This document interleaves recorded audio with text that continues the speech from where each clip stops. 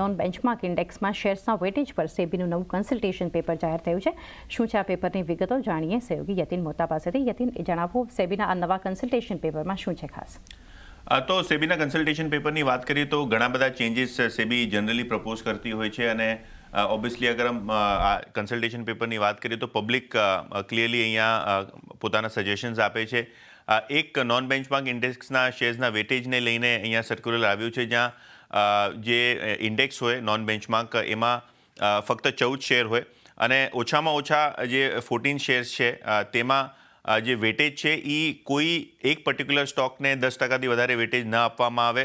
Obviously અગર વાત કરીએ તો મિનિમમ 14 શેર્સનું ઇન્ડેક્સના કારણે જે ઘણા બધા ઇન્ડેક્સ છે, ખાસ કરીને જે ડિફેન્સના ઇન્ડેક્સ છે, જેમ કે NBFCના ઇન્ડેક્સ છે, ફાઇનાન્શિયલ્સના ઇન્ડેક્સ છે, ત્યાં આપણે જોયા છે કે શેરોની સંખ્યા ઓછી છે. તો ક્યાંક ને ક્યાંક આ ઇન્ડેક્સને અગર વધુ સંખ્યાના શેર્સ મળે તો ઓવરઓલ ટ્રેકિંગ બી બેટર થઈ જાય અને જે વેટેજ છે એ બી કોન્સન્ટ્રેશન ઓછું રહે. કારણ કે આપણે એમ જોયું છે કે નિફ્ટી બેંકમાં ઓછા વેટેજવાળા શેરો પર કોઈ ધ્યાન નથી આપતું ને વધારે વેટેજવાળા શેર્સ પર એક્સપાયરીના દિવસે ઘણી બધી વોલેટિલિટી હોય છે. તો ક્યાંક ને ક્યાંક આપણે વાત કરીએ નિફ્ટી બેંકની કે ઘણા બધા બીજા બેન્ચમાર્ક ઇન્ડેસીસ, નોન બેન્ચમાર્ક ઇન્ડેસીસની, તો આ નવા કન્સલ્ટેશન પેપરના હિસાબે એક કોન્સન્ટ્રેશનનો રિસ્ક હટી જશે અને ક્યાંક ને ક્યાંક ડાયવર્સિફિકેશનના કારણે જે ઓવરઓલ ટ્રેકિંગ છે એ બેટર થઈ શકશે ઘણા બધા નિવેશકોની.